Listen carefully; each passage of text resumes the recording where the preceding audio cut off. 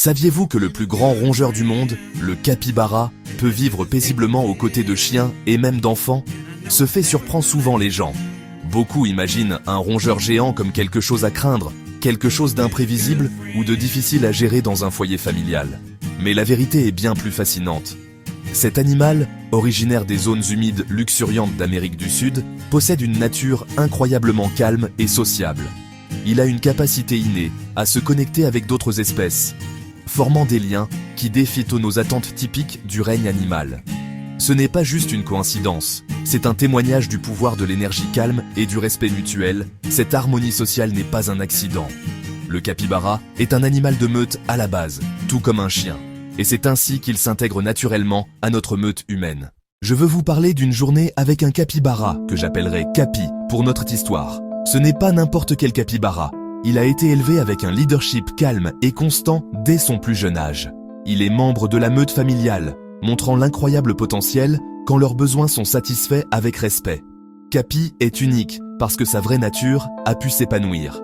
Cette histoire couvre sa routine et sert de guide pour ceux qui veulent offrir une vie épanouissante.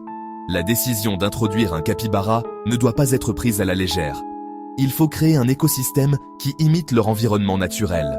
Espace, plan d'eau significatif, régime alimentaire spécifique. Le capybara est semi-aquatique. L'eau est une nécessité pour son bien-être. Sans bassin adéquat, stress et problèmes de comportement surgissent.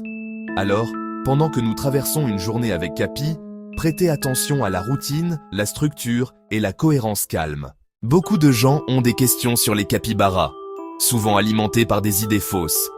Est-il dangereux? Peut-il mordre? Est-il bruyant? La vérité est qu'un capybara est généralement une créature douce et docile.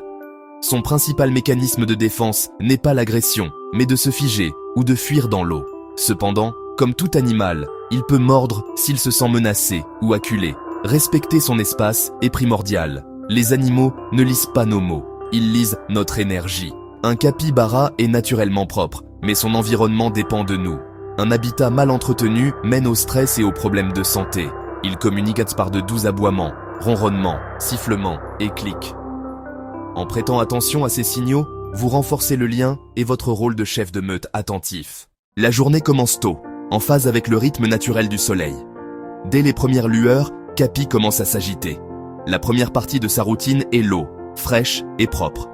Il entre dans l'eau lentement, délibérément, et commence à nager et à jouer doucement. Il plonge sa tête, fait des bulles et glisse avec grâce.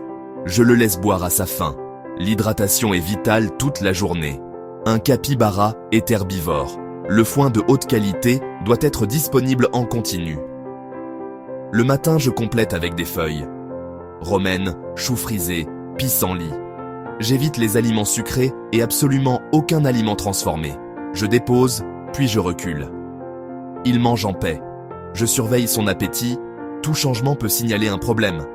Cette baignade matinale aligne santé physique et équilibre mental. Après 20 à 60 minutes, vient le premier repas. Je gère l'alimentation pour prévenir l'obésité et préserver les articulations. Répondre à ses besoins biologiques, c'est du leadership responsable. Un début de journée calme crée un animal calme. Après le repas du matin, c'est l'heure de l'exercice. Pas une marche forcée, mais une promenade structurée. Au début, j'utilise un harnais confortable et une longue laisse pour sa sécurité. Brouter, explorer les odeurs, stimuler son esprit. Exercice, discipline, affection. La promenade est l'exercice. Il apprend à suivre, à respecter des limites, à rester prêt. Ma présence calme guide son mouvement. L'affection vient après. Une caresse, un mot d'éloge. Suivre le leader apporte la paix et des résultats positifs. Quand la chaleur monte, il choisit l'eau ou l'ombre. Je m'assure qu'un endroit frais existe. Pendant la sieste, je nettoie, rafraîchis l'eau et sécurise l'espace. Ne pas le réveiller, forcer le jeu crée du stress. Travailler avec son rythme, pas contre lui, voilà un bon leadership. Mon rôle, gardien silencieux d'un monde sûr et confortable. L'après-midi, place à l'interaction sociale et au jeu doux. Les introductions se font lentement, avec barrière et supervision. Je corrige peur, agressivité ou surexcitation immédiatement. Cela peut prendre des jours, des semaines, voire des mois. Leur jeu est doux. Une balle légère suffit. Objet simple et à mâcher sûr. Pas de tir à la corde. Mon énergie calme fait du jeu une source de plaisir, pas de stress. Il recherche le contact, s'appuyer, poser la tête. J'invite l'affection quand il est détendu, jamais pour récompenser l'anxiété. Chez nous, le calme est la monnaie de l'affection, la connexion avant la compétition. Les visites régulières chez un vétérinaire spécialisé sont indispensables. Les incisives poussent sans cesse. Foin dur, mastication, vérification. Jouets et branches sûres aident à user les dents. Vaccination et antiparasitaire, plan validé par un vétérinaire exotique. Un leader observe. Appétit, énergie, déjection, démarche. Boiterie, réticence à l'eau, perte d'appétit, agir tôt. Enclos sécurisé et bassin adapté coûtent cher. Nourriture de qualité, chauffage potentiel, soins spécialisés s'additionnent. Un leader responsable n'accueille pas un animal qu'il ne peut financer. Le bien-être de l'animal passe toujours en premier. Avec un expert, on anticipe et on protège. Résultat, un compagnon équilibré, serein, en confiance. Quand le soleil se couche, l'énergie glisse vers le calme. Je propose une petite collation, foin et quelques feuilles. La propreté prévient maladie et inconfort. Je m'assure qu'il aura chaud, surtout par temps frais. Parfois, un dernier bain l'aide à se détendre complètement. Je ne le presse pas. Il décide quand sortir et se sécher. Un moment d'observation tranquille, notre lien du soir. Un doux grognement ou léger ronflement, signe ultime de confiance. Exercice, discipline, affection. La journée s'achève en équilibre.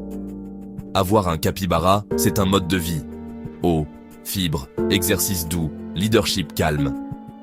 Vérifier loi et permis, ce n'est pas légal partout. Si vous offrez sécurité, respect et soin, ce doux géant transformera vos journées pour le mieux.